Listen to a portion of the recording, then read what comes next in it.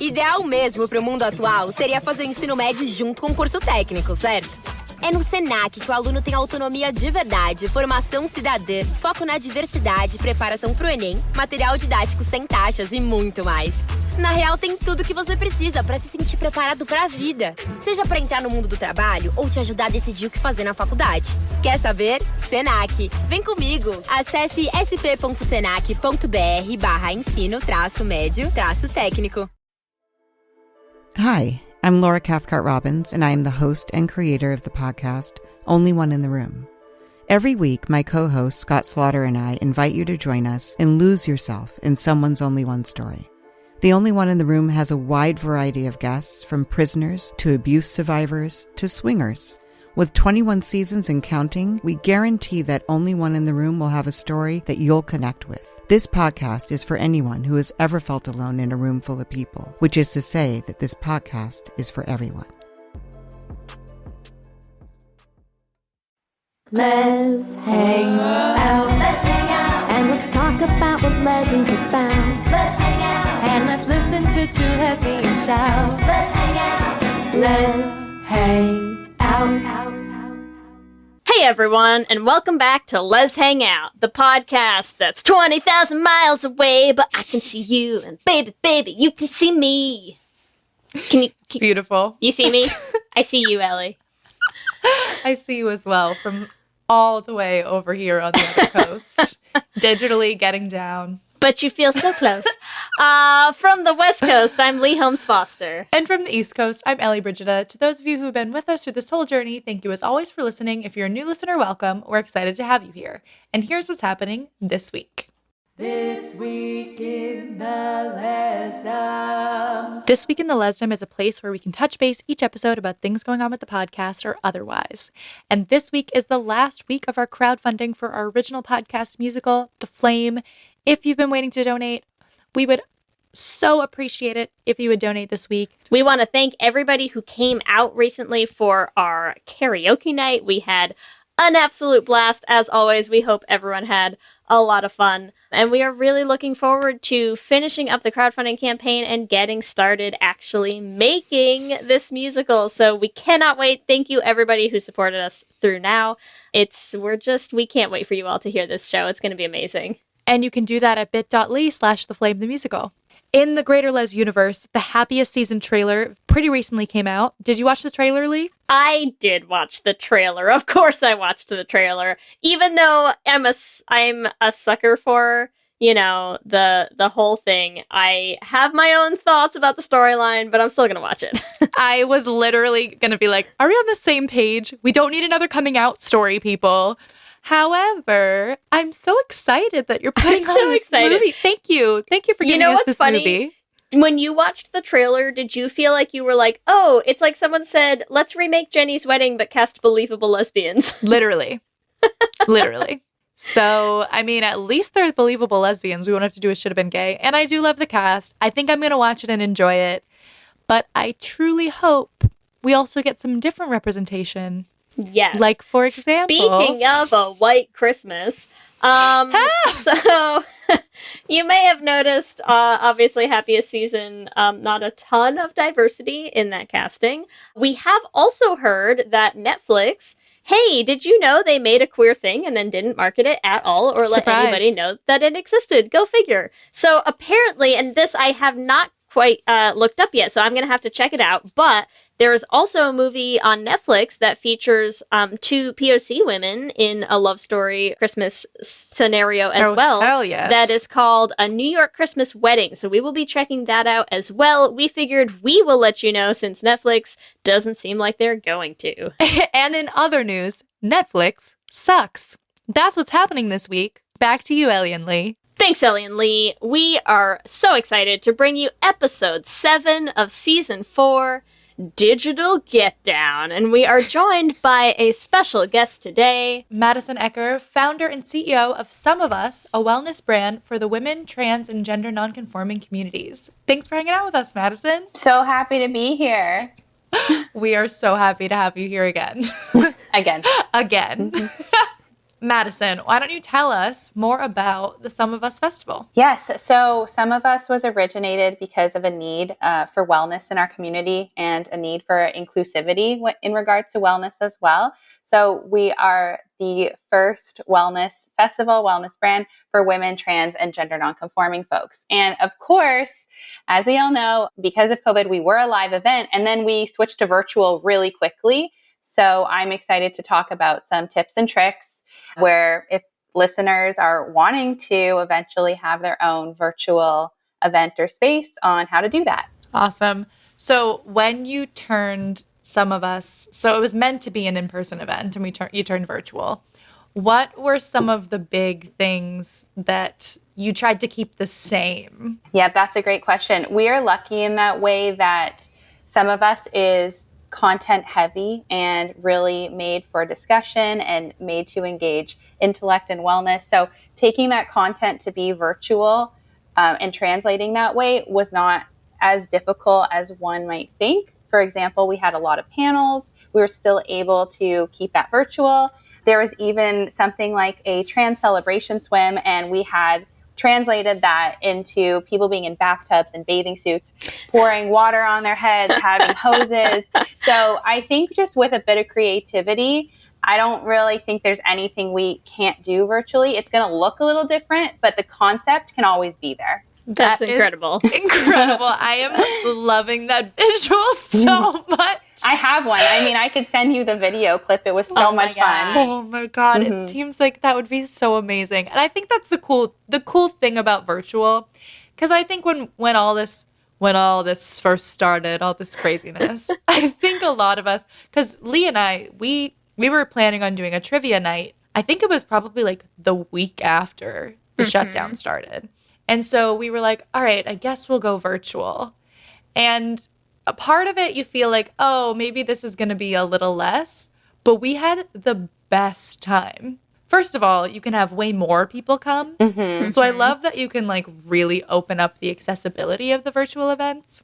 But I love too what you're saying of like, just be creative and you can have like a very unique experience. I feel like you would remember being in a bathtub with a bunch of other people on Zoom just as much as you would remember like actually going and swimming with people. So I love that. It's also like, I know you were just saying something before we started recording, Madison, about like, you know, boundaries and all of this. And I also feel like there are ways in which this new reality that we all exist in, like, I feel like not so much that it's like pushed the boundaries, but it's just changed them. Like our boundaries have had to change in certain ways that I find really fascinating and like sometimes great, you know, like I'm not going to say always great, but sometimes great. That's an example that to me falls under the like, what a great new boundary to like have decided on. 100%. I think that just these times have caused people to adapt, and that's just human nature, is like we have to adapt to survive. And this is like a slight way of doing it. I mean, a light way of talking about events, but events especially, and a lot of other businesses and facets like that have had to significantly adapt to the world we're living in now. Yeah. Yeah. Yeah, I mean, for sure. It's like even, you know, in my day job, which is very customer facing, you know, and for a long time, like I had 2 toddlers at home. There were definitely times where like, you know, you're just, this is life now. And I've done the same thing where I have customers with their kids like screaming in the background. And, you know, there's just those moments where they're like, oh, I'm so sorry. And you're like, it's fine. Like it's fine. Like we all kind of understand that you have a family and you are at home with that family. Like we're all doing our best, you know, and it's like, it's humanizing in a lot of ways that I do enjoy that part of it. You know, I mean, there's the struggles associated with all of it that are the downside, but the making us all feel a little bit more connected and human side of it, I do enjoy. I hear that for sure. Definitely. I even at the beginning, when I first started Some of Us, I really wanted the brand to be forefront. I didn't really want my face involved. I didn't really want to be like that, okay, I am going to talk on behalf of this, because it's really, I want the brand to stand on its own and it's all about the collective. And when COVID hit, I was forced to talk about it and talk about like, okay, now that we're not able to meet in person and this is what's going on and this is what the county is doing and here's what's going to happen with your tickets, it really caused me to have to break out of that barrier of hiding behind the brand itself and become human and say like, this is me, I'm behind the scenes and like, here's the team. You can see all of them now too. Right. So it's really interesting. And I love what you said. It's like, it is humanizing. Yeah. Mm-hmm. I love that too. What other things do you feel like have been different about the virtual space other than live events? I think just the basic being physical with other people. I think that's, I'd say the biggest one. But I'd say we've luckily been able to connect quite well. I haven't really felt that that's been missing as much. Because we did this virtual event and it was really successful and people found like they could find their chosen family there and find that safe community that they'd been missing since COVID happened and in general, we were able to start an online membership. And really, we have members that have been connecting from Canada, Chile, we have Malaysia. And because of that, like they've formed all these bonds. And so I would say in some sense, the connection is really fantastic and different because in some ways, again, we can bring up boundaries, but like you could just turn off your screen and walk away. And I think that allows safety for a lot of people. Mm-hmm. And I think that's, you can get that deep connection because you don't really have to put on a front. You could just be you. If you don't like it, leave, delete, bye. Have you had people just ghost you on Zoom? Like you're talking to them and they just leave? Have you? That would be a funny story. I haven't because Zoom, I find like, is to just, we set up a meeting, but we've definitely had that, at the virtual event, if we have, let's say 80 or 100 people on a panel and you can see all these people attending and watching, they just leave when they want to. I think it's like an open door. Yeah, when it's less of like a one-on-one interaction. Mm-hmm. Yeah. But I feel like too, if you are a person who has social anxiety, you can be like, oh, my internet connection dropped out. Bye. Exactly. What was that? I can't hear you. Okay. So. Yeah. It would be such a great, like, another podcast visual gag for me to just, like, leave the conversation. And Lee has left the Zoom. Yeah. Bye. Exactly. Lee has just ghosted us. I feel like this is, I am an extrovert. I know Lee is also an extrovert. I feel like this is the time for introverts to shine. Mm-hmm. And I still enjoy a good virtual event because I'm still getting to talk to people. But I feel like there's that stereotype of like the homo body, like queer woman who like stays at home with their cat and their partner and like doesn't interact with other people. And I feel like those types of queer women are having like a renaissance right now. Because you can just like be at home with your cat and your partner, but also go to this festival. 100%. Mm-hmm. That's real. Yeah. Yeah. So I feel like it's a positive for that community, but also like for people who would just want to have community anyways. Mm-hmm. But I wonder what you think about this. It's like, it's a lot of stereotypes about our community, but. Which we hate. We just hate doing that. Well, I just think about like, even before in the before times, queer people like, meet on Twitter or like meet through dating apps. Like, I think we've been prepared for this in a way. I don't know if you found that that's the case, that like we sort of have had a base level of like virtual connection within our community before this even happened. But I'm also curious to see, like, will it continue? Like the fact that there are certain advantages and there is a whole demographic that it appeals to in different ways, whether they're introverts or whether it's an accessibility issue, that like people with disabilities, this has obviously opened up a whole world that didn't really exist in any concrete way before. I'm curious to see if the ratio, because it's not like virtual events never existed before this, but I think it was a very different world, and I think there were a different amount of work put into it. Mm-hmm. I'm curious if that will shift. I mean, obviously, I don't think everything's going to stay all virtual, but I wouldn't expect to see it all just disappear overnight the second that quarantine lifts, Yeah, I think that because we've kind of gone into so many months of this, people are forming habits of potentially being more comfortable back in their homes. And also I think a little less expensive for most people, not having to travel to events or go to other spaces, or maybe they want to stay in their sweatpants all day. And so I think that with events, we're going to see a hybrid. I mean, before we ever transition back to the big, live, huge events, it's going to be a mix where it's like a select group of people who maybe buy tickets and they get to be there and they're social distancing with all the precautions. And then it's connected to a virtual sphere and then they can tune in as well. And then you connect them both. On that note of expecting that these are probably going to, I mean, certainly be around in the near term as our only real option and probably remain options beyond that, let's talk a little bit about, because we were super excited to have you on because you've now been not just involved with some of us, but also working with a lot of other people hosting their own events, which we'll talk about when we get there. But let's talk about, for people who do want to put something together, want to host a virtual event, what would you suggest? Like, where would you start when you start planning something in a virtual space these days?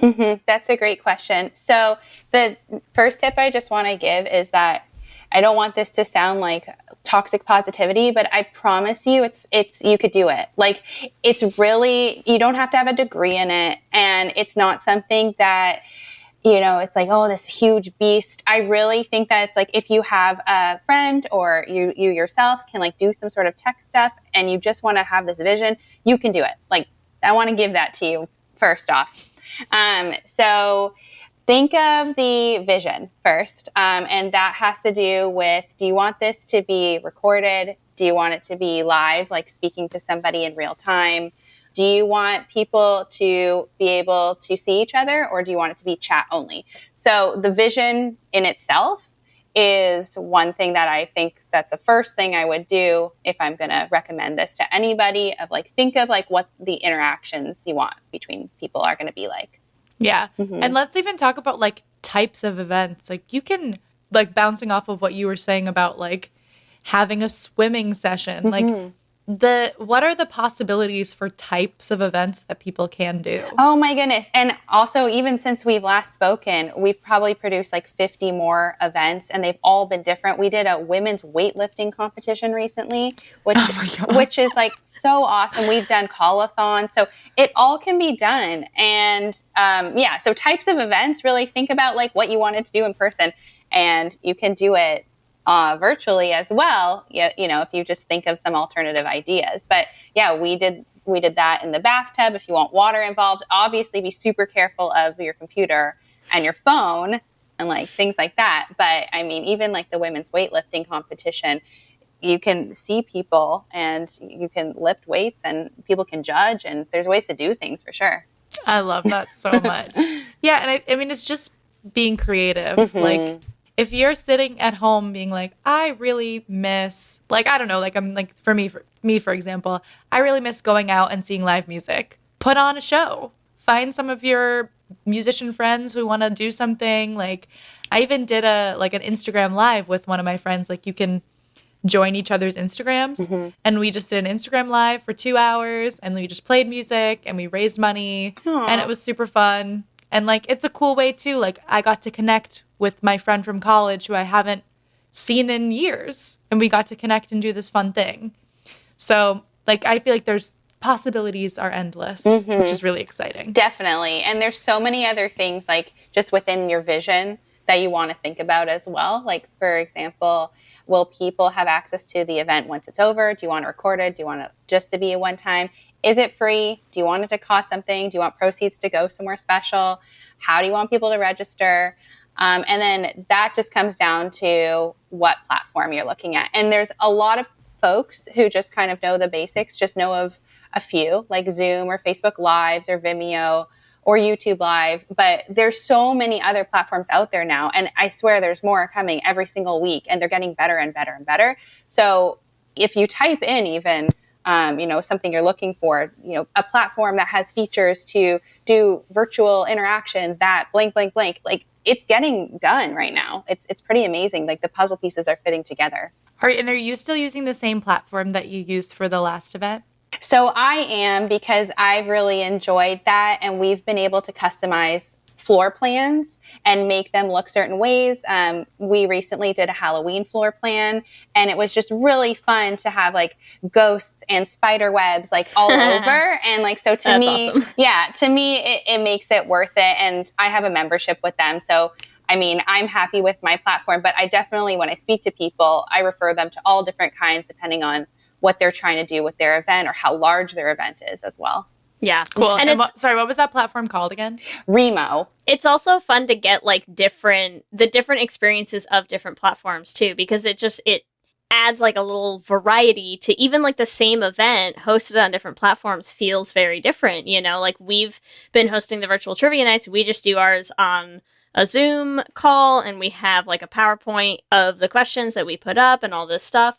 And we have a friend who had attended and decided he wanted to host his own trivia, and he did his over like he did a Kahoot trivia night, and I joined his, and it was like a totally different experience of trivia as well, you know. And it was just fun to see like all the different ways that something can look, and the different ways that you can kind of make something feel like your own thing, you know. Even if it's an idea that you've done somewhere else and you just wanted to kind of throw something yourself, you can still make it feel like a totally different event. 100%. And virtual burnout is real right now. So the more creative and the more like the different platforms you can use, the better attention span your attendees will have as well. Yeah. Can we talk a little bit about virtual burnout? As you're like, virtual burnout is real.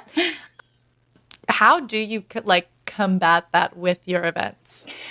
I think everyone has their own threshold of how many hours they could spend on a screen. But for me personally, the more interactive an event is, the better chances of the attendee not having virtual burnout. So I always recommend when we're working with events, like, what can we do to get them involved? So like if it's a panel, maybe we do the panel for 10 minutes and then there's a discussion and they have to break out and go into different rooms or see each other on these platforms and then speak about what the discussion or topic is. So, or there's prizes or there's giveaways or there's something else, or they have to connect with 10 people and find someone who has a similar tattoo to them or someone who has the same birthday, like something that's different that keeps them really engaged, because otherwise just staring at a screen is probably going to put them to sleep. I went to Podcast Movement. Me and Lee both went, but I went to particularly, they had like an after party with She Podcasts, and they did like a scavenger hunt where you had to get into small groups and find things in your house. So then I was just running around my house, and that was like, okay, well, I'm away. I was away from the screen for a bit. And you're working with other people. So and you're up moving around. Yeah. And then I was like, this is the sweatiest I've been at any virtual event. For sure. But I didn't go to the weightlifting, so maybe next time, Ellie, next time. We'll Exactly. But I think, just trying to, the hybrid aspects of it can also help, I think. For people that want to, either event producers or they want to host a party, like if you're a host, you already think of like, what can I give to my guests that will make them have a great time? So you just do that same thing virtually. Like, it's possible. I love that. I don't know if you're this way. Are you this way, Lee, in real life? I'm like in real life, not our like virtual podcast life, but I love throwing parties. We are consummate hosts. Yes, Kelsey and I are. That's like, I mean, we've always said like our long-term dream in life, if we could actually choose to do anything we wanted, we would like run a bed and breakfast. You know, it's like we just like hosting people, and like that's like our jam. Yes. So yes, I understand that. Yeah, so I was like, I feel like we would be similar in that way. Yeah, like I always am like, I want everyone to have a good time. Like if you are at my house for my party, like you will be taken care of. For sure. Yeah. I love that. So just think of it as your virtual house. Exactly. Yes, exactly. Yeah, I like that a lot. So what are a few other tips you have for putting on a virtual event? Okay, so number 2 would be timing. So how long do you need to create this event and promote it? I think that where a lot of virtual events or even events and businesses fall short is with marketing and timing. And I've seen, because we've now worked with several, almost hundreds of events these last few months, the most successful events have had the best marketing and the most time to market their events as well. Because you can have the greatest production and you have everything together and it be perfect and fun and engaging. But if you don't have people there, it's really not going to turn out, and people won't have that experience of going to an event. Beyond timing, talking about timing and time zones, you want to think about that as well. Do you want to make it accessible to other time zones, maybe other countries?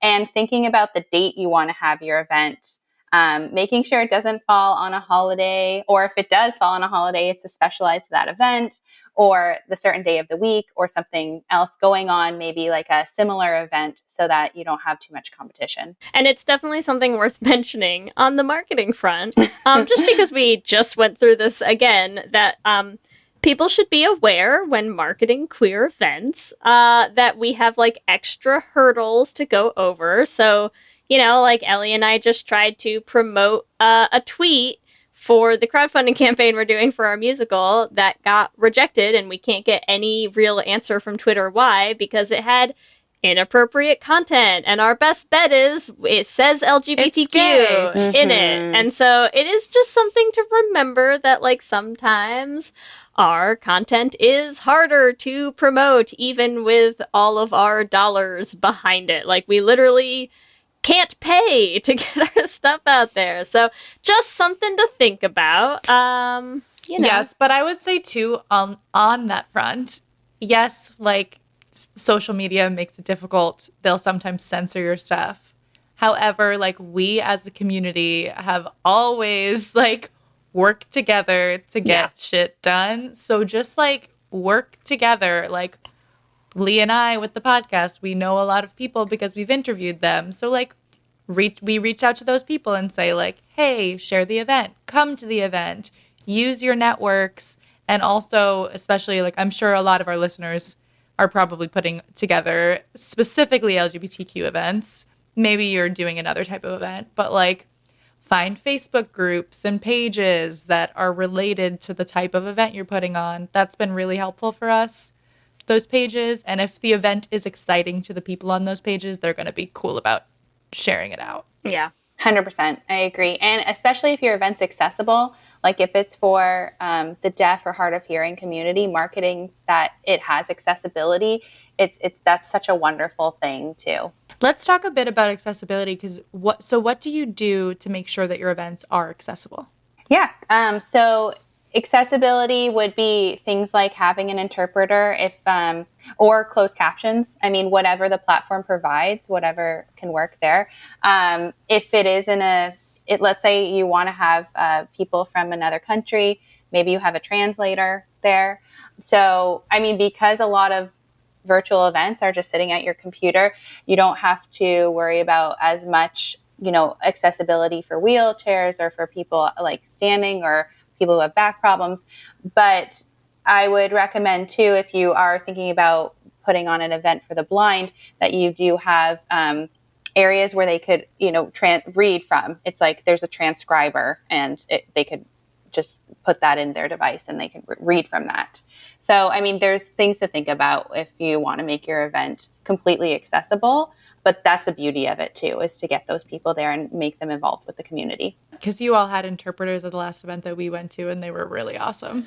Yes, they were so great. And it was really nice because we had a very large amount of deaf or hard of hearing folks there. So it was really great to meet them and like have them such a huge part of the event. Yeah. That's awesome. Mm-hmm. What are some other things you think about when you're planning your events?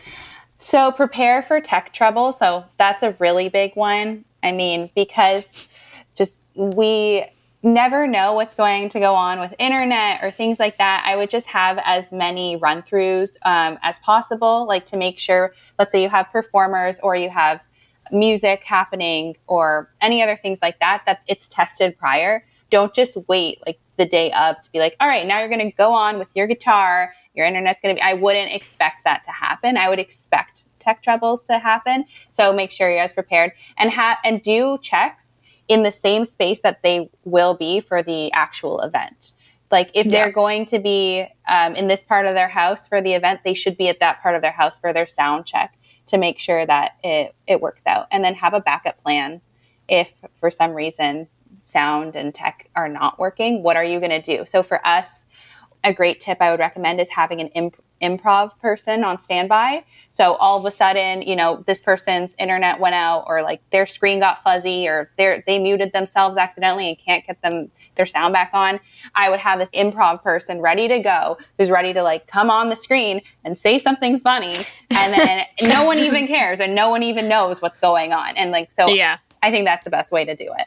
Yeah, you definitely have to prep. I mean, even like the best laid plans, like for, like Ellie was just saying, we presented a panel at Podcast Movement, and they do an insane amount of preparation ahead of time in terms of like, you have to send them some of your, like you have to send a screenshot of where you're going to record from. You have to send like some of the specs from your computer and your connection speeds and whatever. They make you do like a practice call to make sure that everyone can log in. And, like you can tell they did a lot of preparation. And even with all of that, like that morning, my internet was going out a couple times, like when I was working that day. And so I'm texting Ellie and I was like, hey, if I randomly disappear on my call, like I should be back soon. It's just like, can't just keep talking. You just like, you can't prepare for every eventuality always, there's just always going to be something that you don't see coming. So definitely. It ended up fine. I did stay the whole time, but I just, you really don't know. I was like, oh, it's gone out 3 times on me and I have no idea if it's going to do it again. For sure. That's so real. I think too, for people who have anxiety about those kind of things, also know that the audience is forgiving as long as you have some sort of backup plan. Like, I think like it's good. I'm just like, I feel like people are pretty nice about it usually. They're like, we're all just trying to do our best. I think it comes back to that humanizing aspect that we were talking about. Because can we talk about trivia real quick, Ellie? Yes. Yes. We just did. So we had a week, not that long ago, we hosted one of our trivia nights and we hosted Orphan Black trivia. And it came on a week where Ellie and I were both just a little disasters, to be honest. A little spent by the end of it. It was I had a solid week for work where I had meetings from 4 a.m. to 9 a.m. every day. And then we got to the end of the week and hosted a trivia night. And I mean, we were just a hot mess. And we were a hot mess. We had a lot of people on the call, are like people who have attended other trivia nights, like people who are, in our Patreon and in our Discord chat that we've been like spending a lot of time with through quarantine. And we were just a disaster, and we just kept apologizing for it. And everyone was like just having the best time, and honestly, like we were having a lot of fun, but we did have people at the end who were like, yeah, this was my first trivia I've ever attended with you. I've never heard of the podcast. And we were like, oh my God, I'm so sorry. You're really...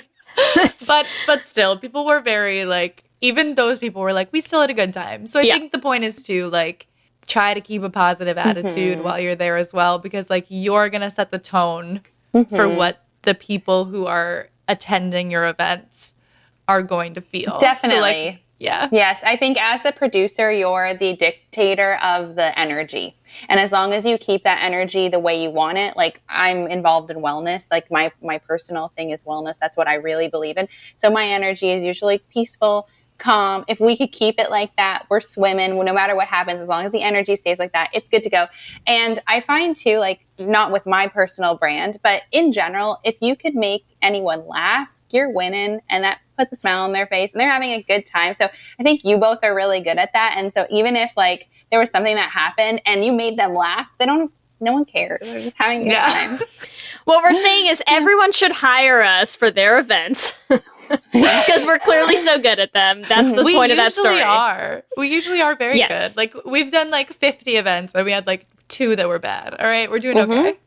They weren't even bad. They were just chaotic. It was fun. Enjoyable chaos. That's what I'm going with. That's how I'm marketing it for myself. Yes. Chaotic good. They were chaotic good. They were chaotic.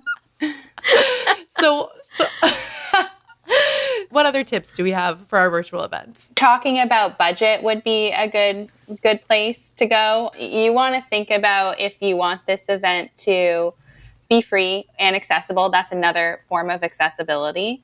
Or you want to think about if you're going to be charging for this event and if you want to be using a platform that costs money. So there's a lot of ways to go when we talk about pricing, but I would just do what feels right and feels best for you and whatever you're trying to put out there. If like you're trying to serve the LGBTQ plus community and it's an event that you want to make sure there's community involvement, you might not want to charge like an extreme amount of money, but you do have to think about the platform you're going to use. So you have to make sure those two weigh out. Mm-hmm. Yeah. Mhm. I would say too, like also just thinking about costs, like we pretty much always will charge. And like for me, it's like, it's the labor that I want to pay for always, right? Like we're paying like our trivia hosts, we're paying ourselves because we've been doing a lot of work, right? And we're paying for the platform, paying to market the next events. Like also if you charge, you can then invest in your next event, right? And I agree, like we do a sliding scale. So it's like we have a $5 ticket and a $10 ticket. Mm-hmm. So for us, it's like, you know, if you're having a hard time, hopefully you can still afford $5. And if you can't, email it. Like I think we're pretty good about like, if you can't afford it, please let us know. We don't want finances to get in the way of you having a fun experience. But I do think there's a lot of value as an event producer in charging, because ultimately you'll be able to put on bigger and better events that benefit our community. Mm-hmm. Exactly. And I think the community part is like, it's definitely something, especially as we've gotten more into doing bigger things, I guess, than when we started the podcast, that like, I know for Ellie and I, it's been a real focus to keep it in the family, you know, like it is something that we also have always made like really important as something that we keep in mind when we're doing projects, is like, it is investing back in the community, you know, like it's not just that we're putting on an event that like centers queer people, but we try to work with queer people, you know. It's why like the musical we're doing right now, that's why we're so excited about having like our whole production team, our whole cast, like, you know, all of our musicians right now, like everyone's in the queer community. And so, you know, it's like, yes, you might need to like charge for some tickets, or, you know, like we're crowdfunding the musical, but it's like all of that money is also helping queer people out. And that's something that I think is such a powerful force that we can kind of, you know, wield when we're doing events like this.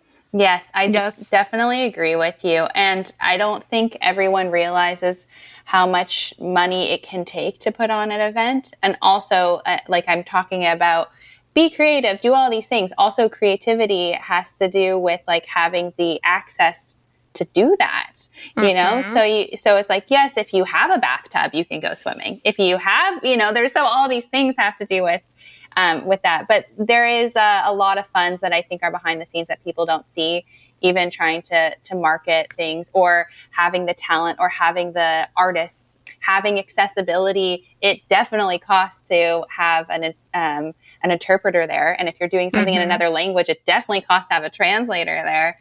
So there's a lot of expenses that go into it, depending on the level of event you want to put on. While we're talking about, you know, who you're working with and who you kind of put these events together with, tell us a little bit about putting a team together. How do you get like your team? How did you find your team for Some of Us? Or what are your tips for who you work with to kind of create these? That's an interesting question. So my team for Some of Us, because I think Some of Us really started with like a super passion for this, and for my own mental health, I feel like I needed a space like this. I feel like I'm not trying to dog on any spaces ever, because whatever space is, you know, trying to be put together in the queer community is great, because at least it's a space for us.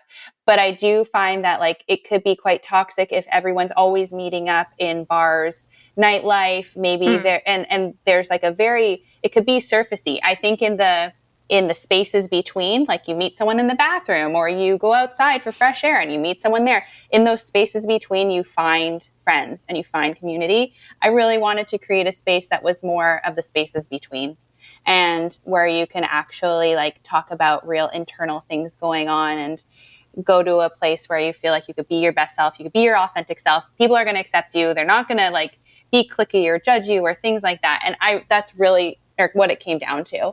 Also, some of us beyond that, always people ask me, is it sober? And we call it, or I like to call it, it's choose your own adventure. It's choose your own medicine.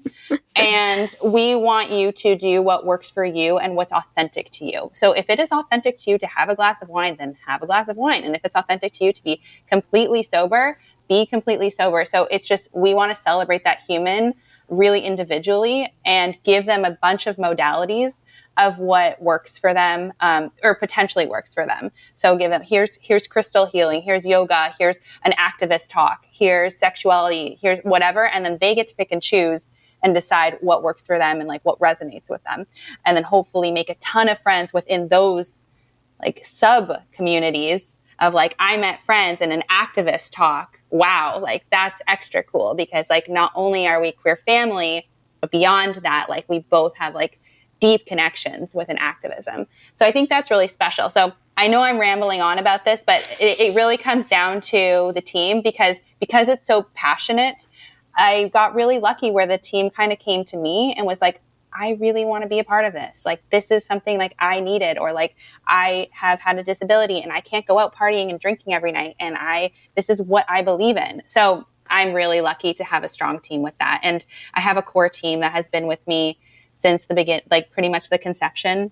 And we're really diverse and it's really awesome to gain all these perspectives. And, that's pretty much how I found them, is they found me. And then I said, if you want me and you want this, then I want you. And I'm glad you're here, because I really believe that the will is stronger than the skill, and the skills can always be taught. So it's like if someone's already coming to you saying like, this is the place I want to be, then I think whoever is putting that on should really listen. Yeah.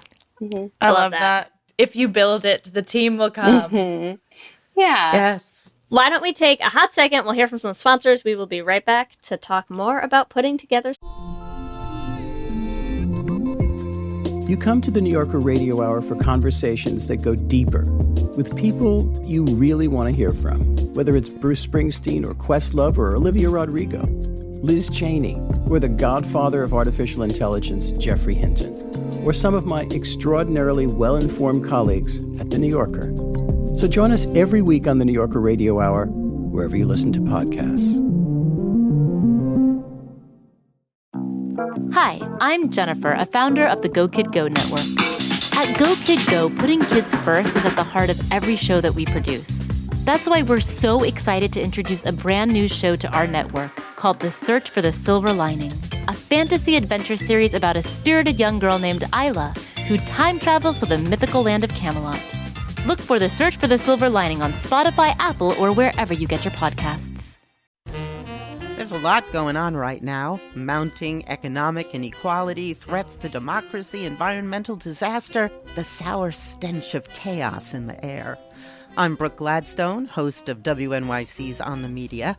Want to understand the reasons and the meanings of the narratives that led us here, and maybe how to head them off at the pass? That's On the Media's specialty. Take a listen wherever you get your podcasts. What's up, everyone? It's Noah Daniels. Hey, y'all. I'm JJ. Hey, guys. It's Kat. And we're your hosts of the Real Hauntings podcast, where we bring on guests who share their first-hand encounter ghost stories and supernatural experiences. Now on to the trailer. I've been warned to not tell this story, but I think because of the way it ends, it's okay to tell this story, because some people say that with certain entities, to like speak of them or talk about them or in any way like portray them as powerful will attract them to other people. The creepiest thing about it to me is a lot of times it would wait for me to notice it. Like it would just lay its arm out like this, and then I'd be like, where is it? Where is it? And then I'd see it, and then it would just slither back. For more information on the Real Hauntings, Real Ghost Stories podcast, make sure you check out real.fm to learn more about our podcast and many other amazing podcasts. Some events. Tell us a little bit, what would you say have been some of the biggest challenges that you've run into? I mean, obviously we talked about like, you'll have some tech issues and whatever. What are the other things that you would say are like the hardest parts that you've found, especially now that you've had like so many under your belt of planning virtual events like this? Yeah, I think when we were talking about marketing is a challenge in itself. I think that because not everyone resonates with what you're doing. You might have like a group that's really into it, but to get the numbers that maybe you're going for, it's going to take other things. Maybe it takes, other time, other partners, more money. So I'd say marketing is a challenge. Like it doesn't come easy, I don't think, to anybody. It's like half of a business or half of a brand is like, you just have the vision, you do it and you execute it. But the other half is completely like putting it out there. So yeah, marketing is a skill I've had to learn. It's not something I was trained in ever. So that's been I'd say a challenge, and especially marketing in a different way with virtual, because now it's like we have a whole new demographic, because we had all these people coming to the live event. And then when that switched and we tried to say, hey, we're going to do virtual now, would you like to come? We didn't get a great response rate. It was quite low, because these people are like, I'm sorry, I want to go camping in my car with a ton of people. Like, I'm not into like staying on my computer. So it's a different demographic. Yeah. So we had to kind of completely start all over with marketing and now gear it towards folks who would be willing to meet up virtually. That's so interesting, because I feel like I just assumed that it was like a lot of the people had just transferred from that. But that makes a lot of sense.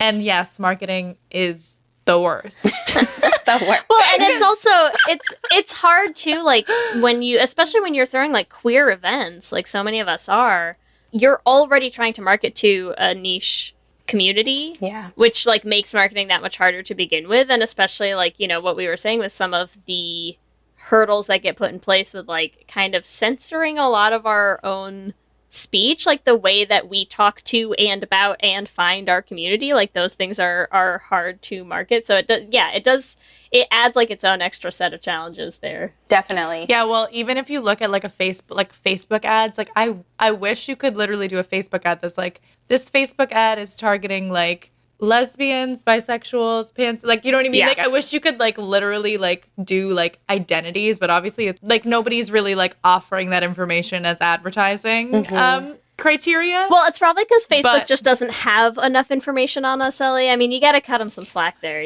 All right. Actually, you're right. I probably could literally find all the lesbians in the world on Facebook. Yes.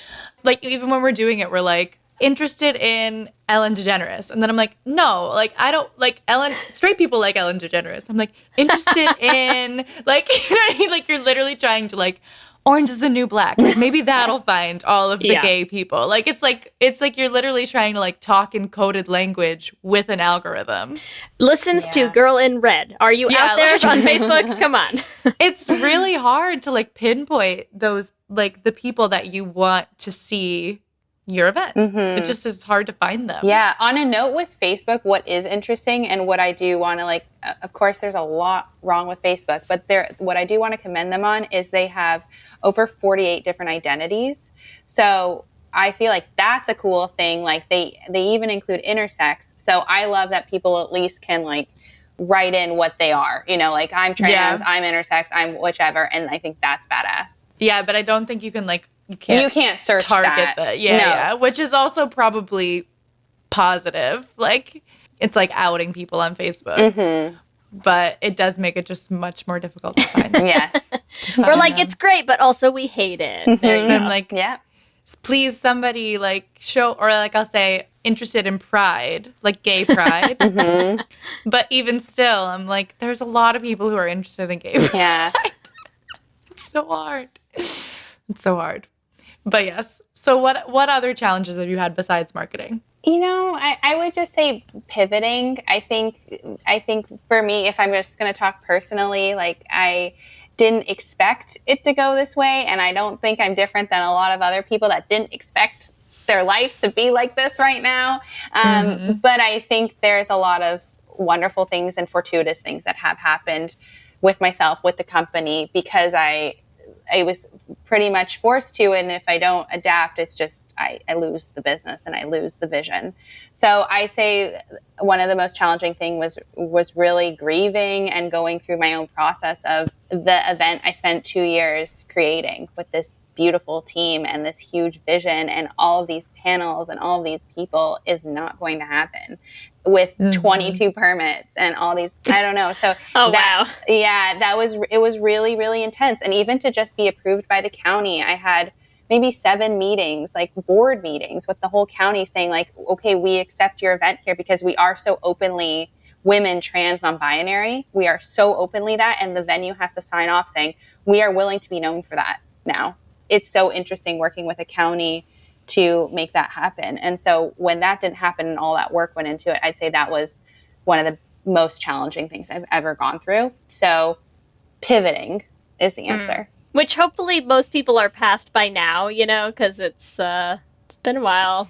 But even still, everyone has their own grieving process. Oh, absolutely. I just mean that I think most of the like big things that had already been planned and gone through that much work, you know, hopefully we're past most of them at this point. But still, yeah, we're just gonna be continuously pivoting. Like it is just like we still don't really know. I guess another question is like, what do you think the future of live events is going to look like? That's a big question. Yeah. But that's a great question. In terms of pivoting. Yeah, that's a great question. I'm constantly on those calls and webinars learning about what the future of live events is, as like that's part of my brand. And what I've recently learned is like there's a good chance we're going to end up with hybrid events in the near future. Virtual is probably going to stay for a while. If events do go live, there's definitely a capacity on them. And you need to, as an event producer, if I'm talking to any event producers or people that want to host any events, like you now take on that extra responsibility of COVID. And you pretty much need a whole either department or somebody running a COVID safety to make sure that your event is going to be safe. And beyond that, communicating effectively with your audience on the precautions you are taking and the things you are doing to ensure their safety and the expectations you have on their end. Because now it's a double-sided deal that you need to come prepared with your mask and you can't have a fever and we're going to do all these things and here's the consequences. So it's a whole other ballgame now dealing with a pandemic and an event. So the future of live events looks either where there's a whole department for COVID or safety or a person, or it stays virtual, or it goes hybrid. And if that eventually goes away, then, hopefully live events can come back in the near future, but still with those precautions, I would say is going to be happening. I wonder too, and this I think will be positive, even when live events come back. So for example, I love to go to music festivals. So I was planning on going to Bonnaroo last year, and I'm also probably going to have to grieve maybe not going this year.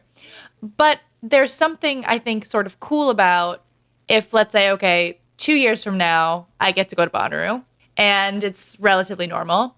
But because all of this infrastructure has been put in for virtual, people everywhere could just tune in and be there. I just think it's a really cool success for accessibility. And you're not going to lose people going to the live event because, I want to go see Miley Cyrus live, of course. But, you should search that. What? I know, I can probably.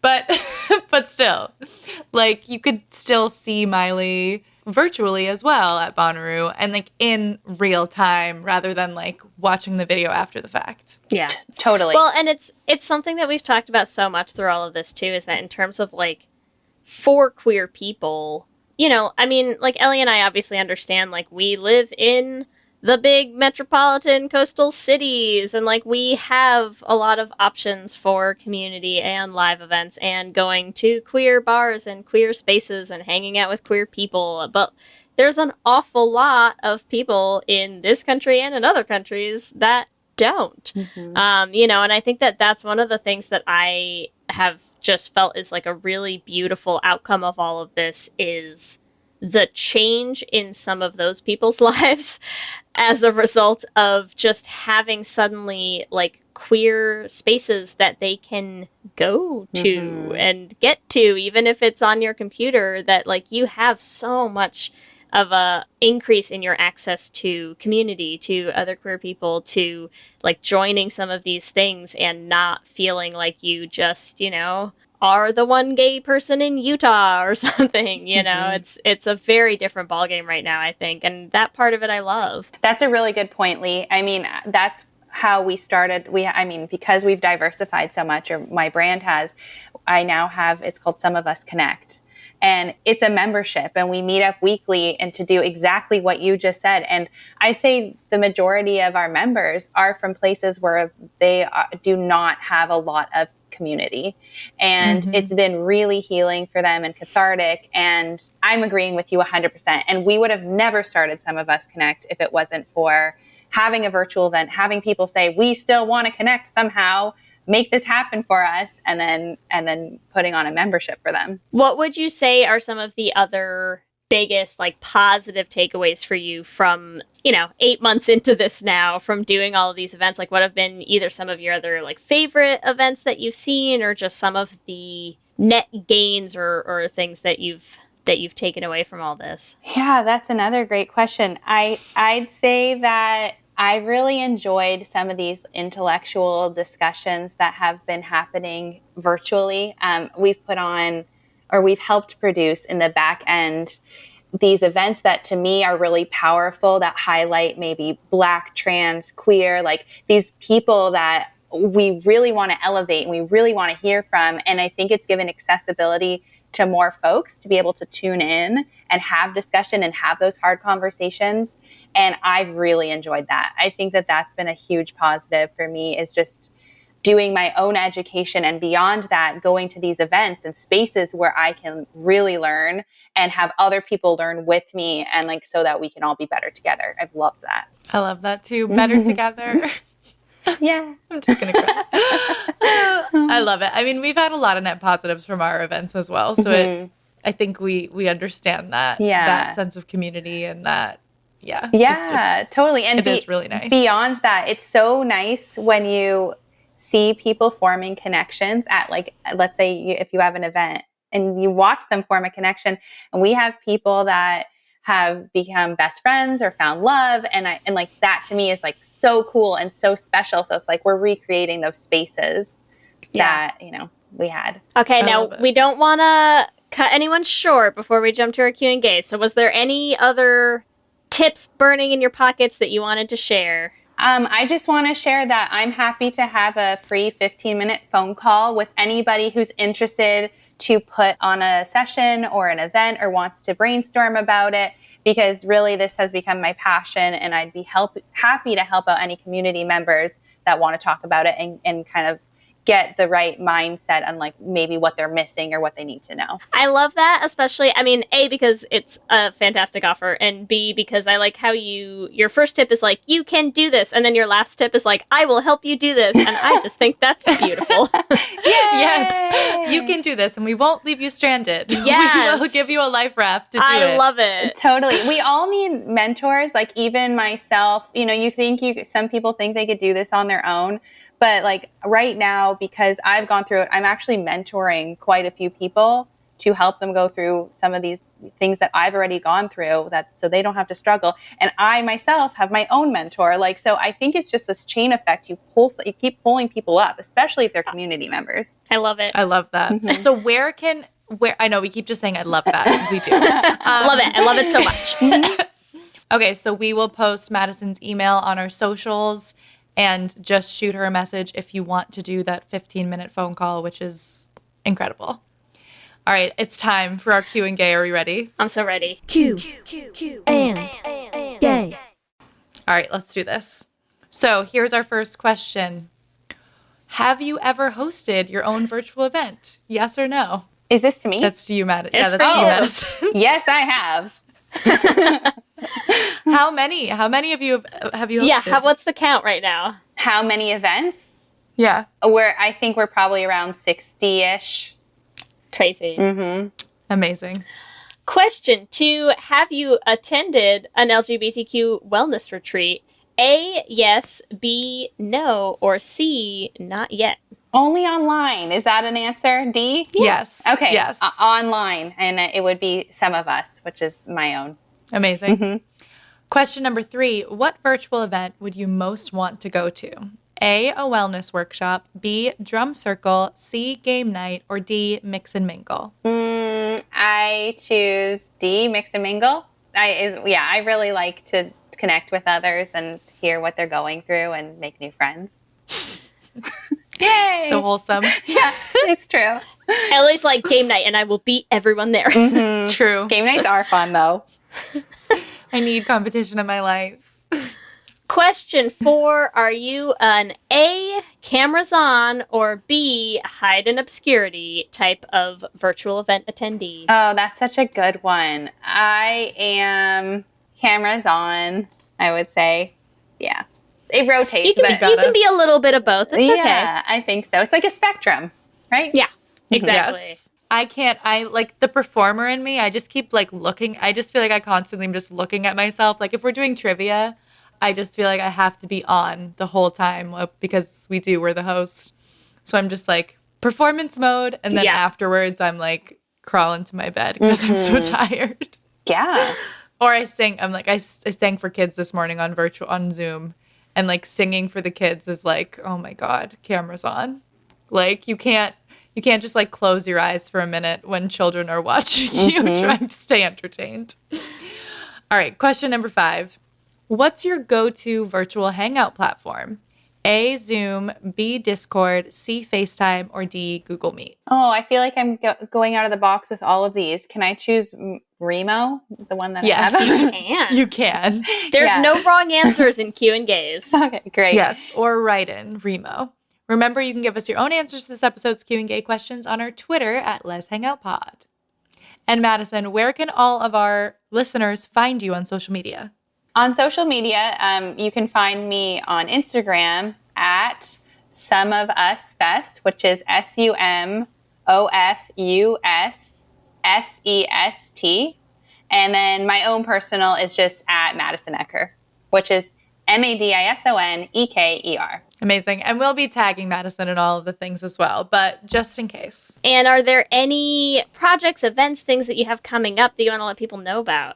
Yes. So I just want to let you all know about our membership, which is called Some of Us Connect. And it has been absolutely unbelievable because especially during some trying times that we've all had this year, it's been a safe space to really be who you are and connect with like-minded folks. And we do have, well, just like we would have at the live festival, we have wellness sessions once a week.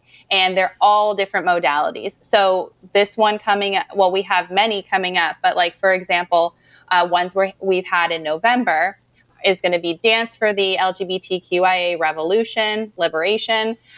We have Sound Bath Meditation, and we have Healing from Imposter Syndrome and Celebrating Your Accomplishments.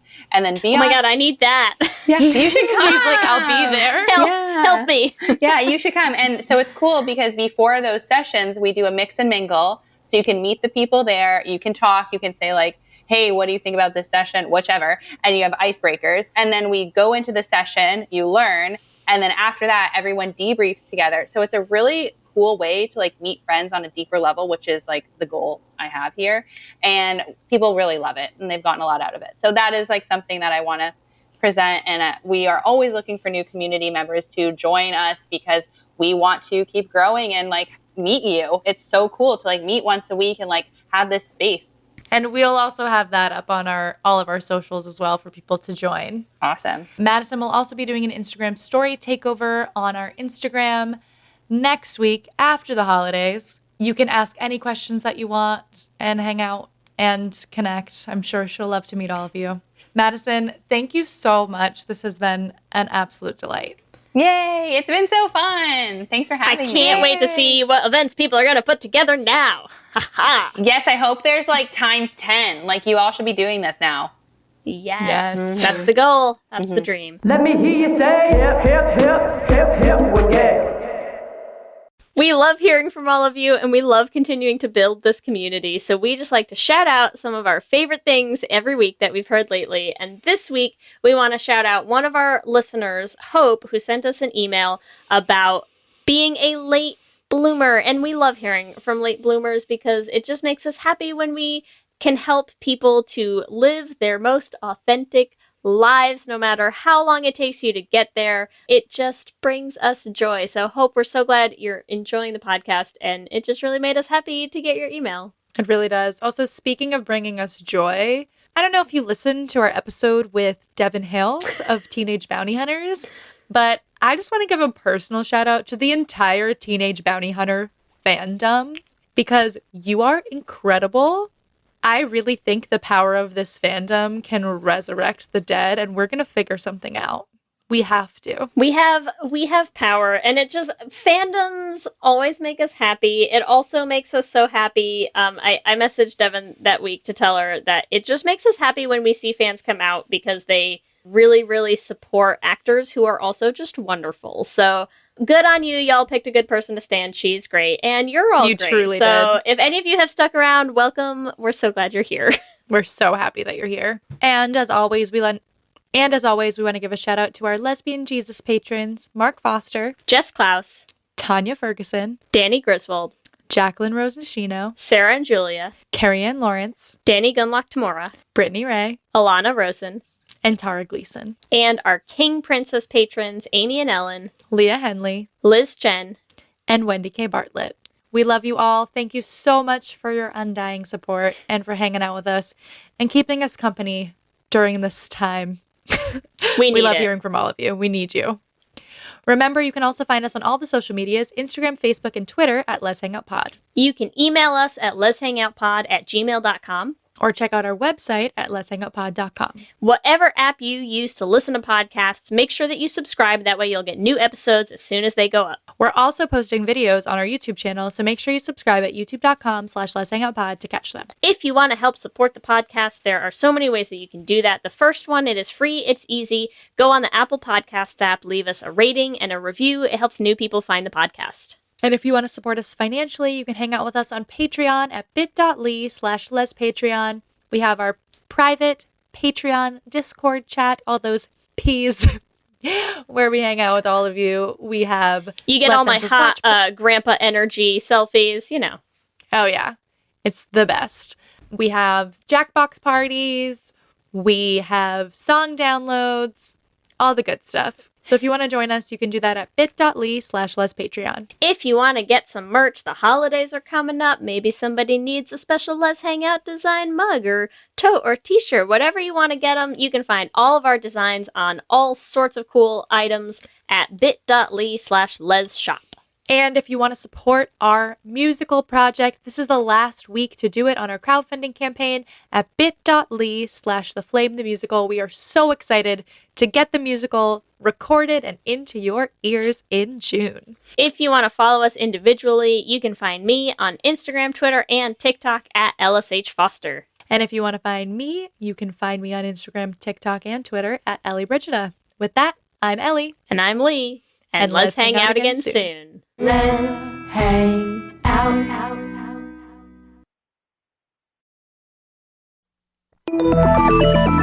Listening to a podcast should be time well spent, and I promise it will be if you'll give this podcast a try. It's called Something You Should Know. I'm the host, Mike Carruthers, and in every episode, I talk with leading experts on topics I know you will find fascinating. From why people can't keep secrets, what your favorite music says about you, why your pet acts in strange ways, and so much more. Something You Should Know is designed to give you information you can use in your life and give you great intel that you can share with others. I'm told it's a binge-worthy podcast, and with over 1,000 episodes, there's a lot to binge on. Something You Should Know has been ranked in the top of the Apple Podcast charts consistently for a long time. I know you're going to like this. I just need to get you to try it. Something You Should Know. It's available wherever you listen to podcasts.